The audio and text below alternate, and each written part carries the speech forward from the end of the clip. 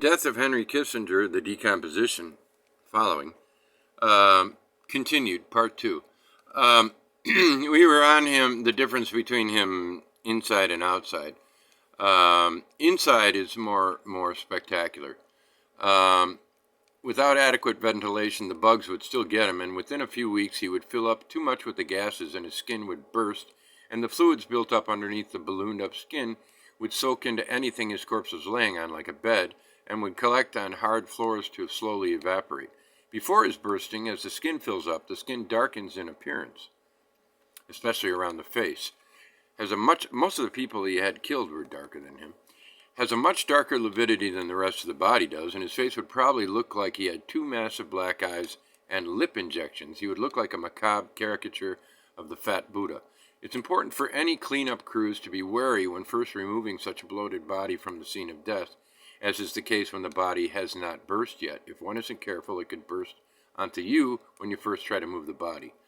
As much as I would hate to be bursted on by any bloated corpse, I would find it extra offensive, off-putting, to be bursted on by HK's infernal carcass. A lot of people aren't aware of this, but humans tend not to die peacefully in their sleep. As death approaches, people tend to freak out. Adrenaline upsurges. Often body temperature rises. This is why many bodies are found by body snatchers naked. They disrobe right before they die. They tend to become hysterical right before they die. I find it entertaining to imagine HK becoming hysterical right before his death, jumping out of bed, taking all his clothes off, tripping over something laying on the ground and falling into a nightstand, breaking several lumbar vertebrae of the spine, and dying with his chest against the nightstand and his legs bent backwards, stretching out behind him, looking almost like anyone looks when they sit down, except backwards. Toes down, legs stretched out backwards, torso up but pressed against the nightstand, kind of like the letter L. When the body snatchers arrive to bring the body to the medical examiner to find him still in rigor mortis and thus unable to be properly body bagged until the rigor mortis relaxes, causing a series of final problems for other people on the way out. I would be even more pleased to know that one of his loved ones watched this happen, witnessed him trip and break his back like that. But then they would probably have rolled him over and he wouldn't have stiffened up in that position. I'd also like to be there to see the expression on one of his loved ones' faces if they discovered that he hung himself. Assuming he isn't found for a few hours, by the time they found him, he would have his tongue sticking out almost like a child making fun of another child.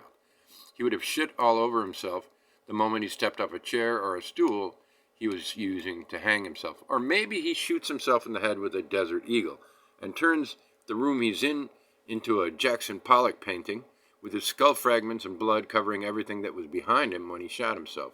Or maybe he shoots himself with a smaller pistol and doesn't blow his head off and is found by his gardener, who is also a necrophiliac, who decides to fuck the exit wound because this is his only chance to be able to do such a thing.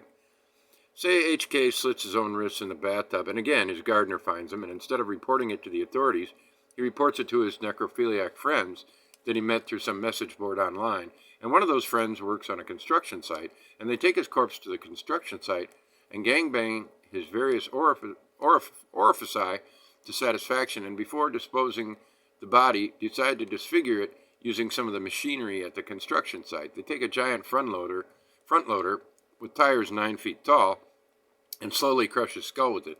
This pops his head like a pimple, and the brains squirt out like pus from a pimple out of his head as all the pressure from the front loader slowly goes over it. Then they use the front loader to dig a shallow grave, and his remains remain hidden under a convenience store for a long time, possibly never discovered again, until that convenience store is demolished and new plumbing needs to be put into the ground beneath it for some other establishment being built in its place.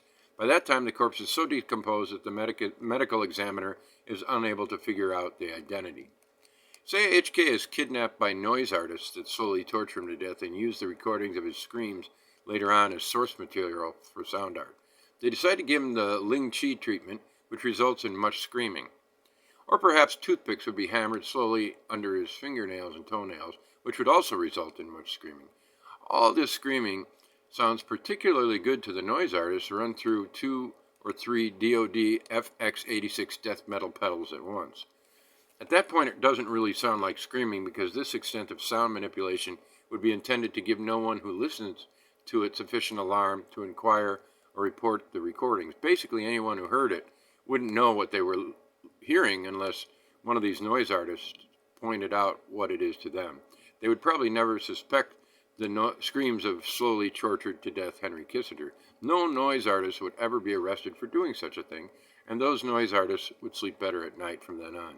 All this thinking of HK's demise has got my endorphin and dopamine levels up, or something, and is actually making me tired. Looks like I'll sleep a bit better tonight than usual after these ruminations. Thinking of the way those we hate may meet their makers can be quite therapeutic. End of part 2, The Decomposition of Henry Kissinger, imagined by a student, arrested, denied habeas corpus, and locked away in a federal prison.